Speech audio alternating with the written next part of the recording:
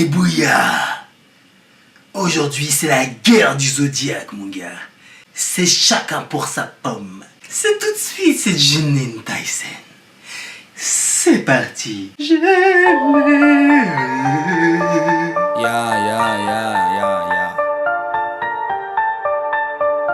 Coco Doko, where you from? Soko Doko, Tokyo. Oh! Hey. Yeah. Tokyo to OZ.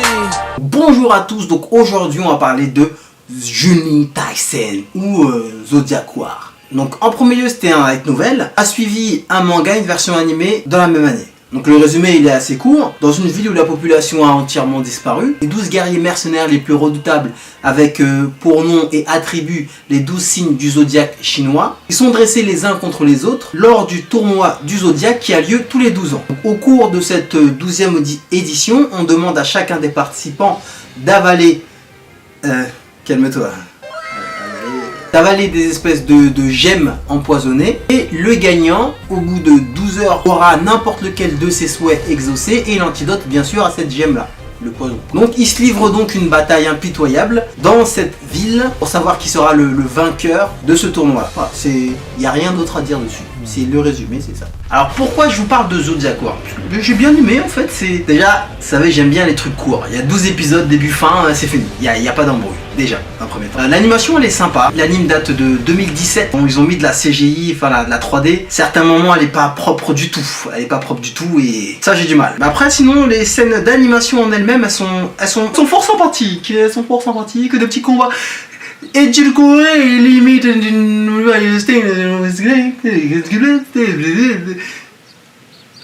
Donc hormis la 3D, il y a certains épisodes où l'animation laisse à désirer, mais de manière globale, franchement ça passe bien, il n'y a rien à dire dessus. Les musiques, elles sont immersives à plusieurs moments, c'est pas l'atout principal de l'animé, mais ça passe assez bien. Opening et landing classiques, qui sont pas mémorables, voilà, sans plus. Et après l'histoire, ce qui est intéressant c'est que chaque personnage, donc chaque signe du zodiaque, connaît leur histoire. Après il n'y a pas forcément de but par rapport à ça. Le schéma, ce qui est dommage, c'est qu'il est répétitif sur les épisodes et on s'attend à beaucoup de choses. Mais de manière globale, honnêtement, si vous regardez cet animé là, vous kiffez. J'ai regardé les 12 épisodes, j'ai kiffé. À la fin, on peut se poser des questions, bien sûr, sinon c'est pas rigolo, par rapport au vainqueur et par rapport à son vœu. Donc on peut se poser des questions par rapport à ça. Donc ça c'est intéressant à développer, mais fini. Hein. Donc c'était assez court, juste que il y a des choses qu'on n'aime pas, c'est répétitif. Il y a que 12 épisodes. 12 épisodes, ça se regarde très vite. Et à la fin, on kiffe. Si on kiffe pas, on aura regardé, on aura notre avis. Mais moi j'ai regardé les 12 et j'ai bien kiffé, donc je vous conseille. C'est sympa à regarder.